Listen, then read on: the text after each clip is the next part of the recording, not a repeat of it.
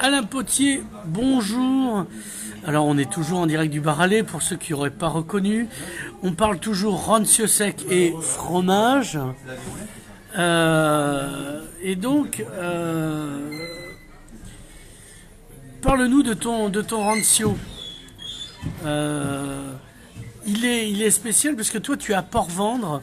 Alors toi tu fais plusieurs choses. Tu es producteur de vin en général, de rancio en particulier. Tu fais pousser des herbes aromatiques. Voilà. Tu es producteur de livres parce qu'il y a ton livre sur les rancio qui est dehors là à la dédicace. Tu as sorti le livre Les vins du Roussillon, c'était vu la dernière fois pour ça. Le livre sur les herbes aromatiques avec le regretté notamment Marc Lachèvre. Et donc là, ton rancio avec le vin. Alors, parle-nous de ton rancio. C'est quoi la spécificité? Il est bon, moi je vais le goûter, donc on peut dire qu'il est bon, mais c'est quoi les arômes? Alors, bon dia. Bon dia tout homme. On n'a pas encore à Bonatarda. Écoute, notre rancio, tu sais d'abord qu'on est dans notre monde des vins oxydatifs, secs. On tient beaucoup à ce sec. Et on est sur un vin résistant. Tu sais que c'est un vin maintenant qui est à tendance apéritive ou à tendance digestive, suivant les uns et les autres. Je parle des uns rancio et des autres rancio. On est sur 2 IGP, tu sais, dans le département. Ah, c'est peut-être important, puisque tu m'as parlé de Port-Vendre. On est sur un IGP Côte Catalane et sur une IGP Côte Vermeille. D'accord? Donc ça te scinde déjà le Roussillon en 2, où on est sur des productions et des producteurs bien sûr différents, sur les 40 producteurs de rancio du département. On est donc sur 2 IGP différentes. Et bien sûr, on imagine bien que ces IGP vont avoir leurs particularités. Alors, est-ce qu'on va te parler de Salins sur le Côte Vermeille? Je ne sais pas, mais on voit ce matin sur le salon qu'on est beaucoup... Trouillet, qui n'est pas Côte Vermeille, il est Salins aussi. Il est Salins aussi, voilà, bien sûr. Alors, enfin, son vin, je veux dire, pas lui. Oui, absolument. Non, mais là on rentre bien dans l'énormité des goûts, des arômes. Tu connais ces définitions des arômes primaires, des arômes secondaires, des arômes tertiaires. Avec le rancio, on transcende tout ça. Parce que je dirais presque qu'il faut redéfinir des nouveaux arômes pour le rancio, tellement c'est nouveau pour la majorité d'entre nous. Et pour ceux qui connaissent, c'est une habitude, donc ça fait partie de nos schémas, quoi, de nos cerveaux. Donc là, on est sur des arômes complètement, je dirais, structurés nouvelles, parce qu'on se promène entre des arômes traditionnels. Je pense aux arômes de prise de bois très fortes qu'il peut y avoir sur les rancio. Je pense notamment au rancio de Lamporda, au Biranci de Lamporda, ou en Terra Alta, ou en Priorat, où on est sur des grosses prises de bois. Pour des vieux rancio. Nous, un petit peu moins. On ne met pas du copeau, attention, il ne faut pas mélanger ça. Non. D'autant plus que tu sais que tu as aussi des rancio qui n'ont aucune prise de bois. Et c'est ça qui était très intéressant, parce qu'on est en élevage oxydatif ou en fût ou en bonbonne. Et quand tu es en bonbonne, tu n'as évidemment pas de prise de bois. Donc facto, oui. Oui, donc voilà. Donc, en Dame Jeanne, comme on dit. En Dame Jeanne, comme on dit, oui. Je crois que, à peu près en pourcentage, on peut dire que tu n'as seulement, même pas un tiers des producteurs qui sont en bonbonne. La majorité sont en fût. D'accord. Ils sont en fût, précisément, pour donner, justement, apporter cette prise de bois. Alors, donc, le tien, donc, alors, oui. Il se boit avec quoi? Bon, d'abord, nous on l'a appelé. Il se mange avec quoi? On l'a appelé blanc de Méditerranée pour une raison d'abord importante. On est sur les symboles, qui est qu'en Méditerranée, on a toujours fait des vins oxydatifs. Que ce soit en Sicile, en Sardaigne, dans toutes les îles, partout en Italie, on a toujours fait de l'oxydatif. Mais on a un peu oublié ça, comme on oublie beaucoup de choses, tu sais. Oui. Le matin en te levant, tu as oublié des choses de la veille.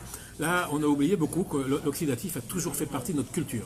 Et tu sais que le rancio a failli aussi disparaître de nos cartes de Roussillon. Donc il y a 15 ans, c'est revenu. Donc maintenant, on est réveillé.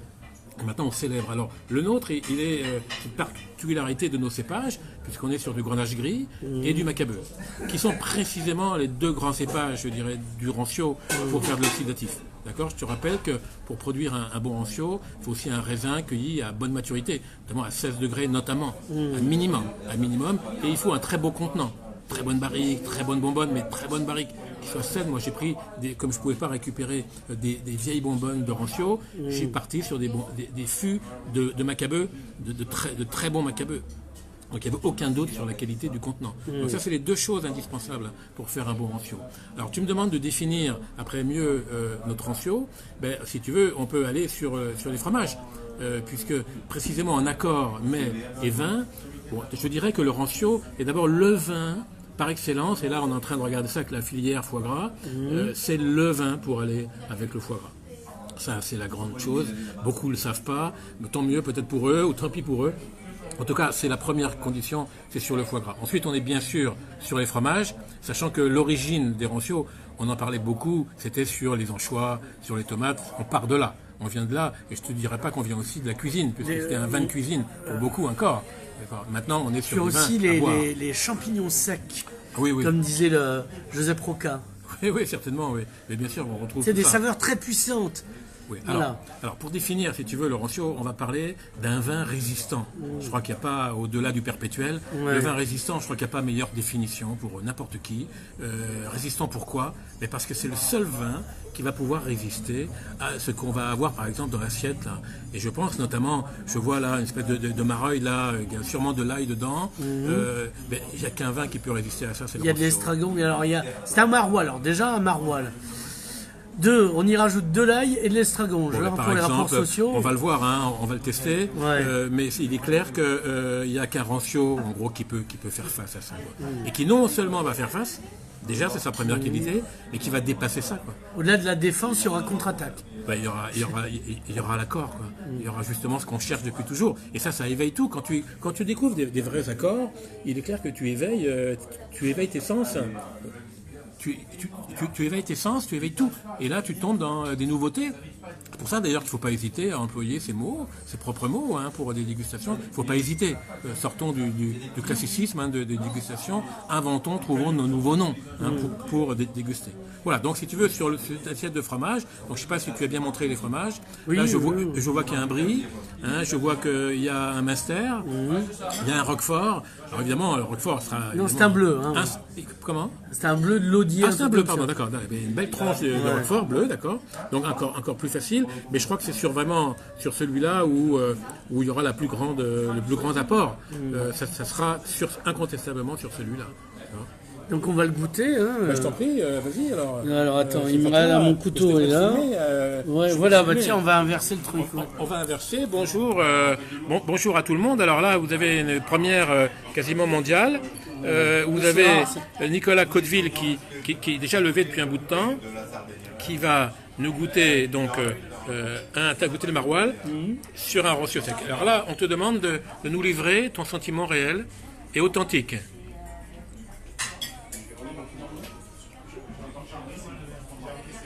Il se révèle encore mieux avec le fromage. D'accord, très bien, Donc d'accord. on a de l'estragon et de l'ail. Évidemment. Sur du maroilles, donc un truc qui est costaud et qui tuerait un ours à main nue. Oui, c'est clair.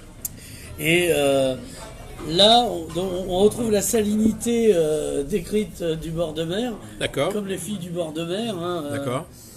On a mangé des moules là-dessus tout à l'heure qui étaient très bien. Alors c'était des moules de bouchot Le bouchot à vue de nez, à vue de poil. au rancio, oui. Tiens, bonjour. Voilà. Jean l'héritier, toujours sous contrat. Tant que je fais pas l'objet d'un contrat, c'est pas grave. Et donc c'est salin, c'est merveilleux. Donc alors, un jour il faudra qu'on aille dans les lycées faire déguster ça, ou à l'université parce qu'ils sont plus grands. Et parce que là c'est quand même, l'âge c'est plutôt minimum quarantenaire et au-delà. Donc ce serait bien que on trouve un nouveau public. Bien sûr, mais Qu'on fasse les crèches. Le nouveau public est là. Tu sais, de toute façon, le rancio sec, on aime ou on n'aime pas. Donc déjà, il faut être tranquille. Tu sais qu'on est dans cette famille d'oxydatifs, comme les RS Seco, comme les vins jaunes. Donc tu sais très bien, en vin jaune, tu as ceux qui adorent et ceux qui détestent. Idem pour les RS Seco, ceux qui adorent, ceux qui détestent. Donc, il ne faut pas s'inquiéter. Dans tous les cas, de l'atterrissage, il y aura toujours ceux qui n'aiment pas. On pourrait dire qu'actuellement, sur nos dégustations, on est un petit peu à 50-50. En gros, si on va prendre des gens qui n'ont jamais goûté de rancio, on sait qu'on va être à 50-50. 50 qui aiment, 50 qui n'aiment pas. Chez des amateurs de vin, on a des meilleurs rapports. Ça sera 70% qui aiment, 30 qui n'aiment pas. Tu vois, ce qui est quand même intéressant, c'est qu'un palais éveillé, il accepte plus facilement. Mais les jeunes sont précisément des humains qui sont de plus en plus éduqués au goût et aux arômes de vin. Moi, ma fille a 15 ans, c'est encore qu'une ado, elle sait. Oui, mais ta fille, Alain, elle est fille de vigneron Oui. et de producteur d'herbes aromatiques. Oui, c'est vrai, mais elle a des copines. Si elle allait au McDo, ce serait une honte pour toi, Oui, quoi. c'est vrai. Ainsi que le Coca-Cola. Voilà. Ça, n'en parlons pas. Évidemment, on n'en boit pas. Mais bien sûr. Non, mais ce que je veux dire par là, au-delà de l'anecdote, c'est qu'effectivement, les jeunes sont de On plus vient en pas plus... de nulle part. Moi, si j'aime les belles choses, c'est que aussi dans ma famille, mon père peignait, il y avait une bibliothèque, je viens pas de nulle part. Tout à fait. Bravo, d'accord. Je suis Faut content dépasser. de savoir que tu lisais quand tu étais jeune. Ça me fait plaisir. Mais il faut dépasser, si tu veux, le côté parent d'eux pour contaminer les amis d'eux. Voilà. Alors, tu sais que dans tous les cas, les chiffres, on les a, tout le monde les connaît, même si on n'est pas statisticien. On sait très bien que les jeunes boivent de plus en plus de vin. On a les chiffres sur Paris, c'est assez éloquent. Les soirées parisiennes, etc. À Lyon, notamment, et Marseille, c'est très très fort. À Perpignan, il y a une tradition maintenant qui s'est faite, même s'il n'y a plus beaucoup de, beaucoup de bars à vin, mais malgré tout... Il y a de plus en plus de bars à vin nature. Je pense à Via Delvi, à Native. On a le gars de l'Arbre à Vin qui traîne dans le coin. Bien sûr. Alors, puisque tu parles de cette évocation de vin de nature, j'aimerais te dire que, par principe, le Rancio sec est un vin de nature, puisqu'il n'y a aucun intrant dedans. Donc, nous, on ne communique pas là-dessus, c'est pas notre propos, parce qu'on n'a pas à se justifier sur ça. On est d'abord sur la qualité du vin, on n'a pas besoin d'expliquer ça. Mais quelque part, le Rancio est un vin de nature.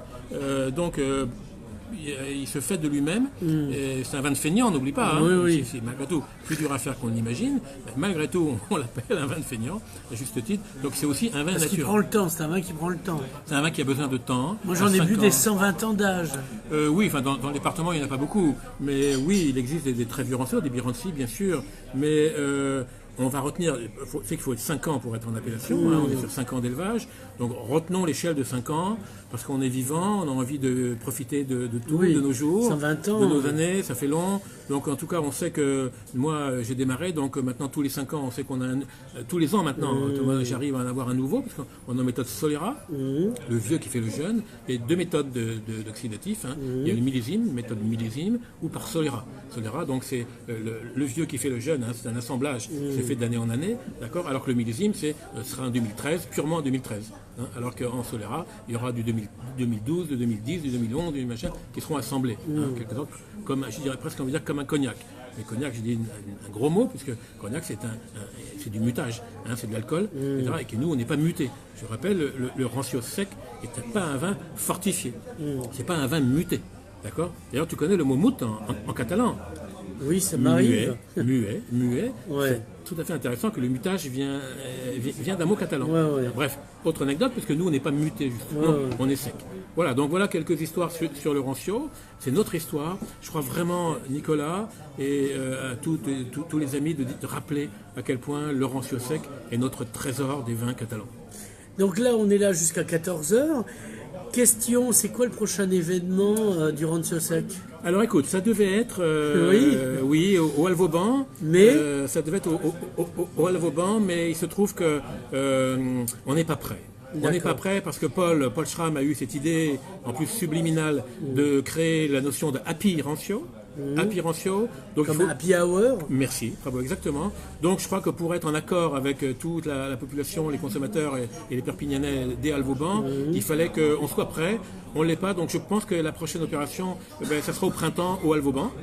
Et puis surtout, 2019, retenons qu'en octobre, on organise nos deuxièmes rencontres des vins européennes, des vins oxydatifs secs, où il y aura 7 pays et 13 régions de production. C'est pour nous l'apothéose d'une sorte de mondial de l'oxydatif. Alain Potier, merci.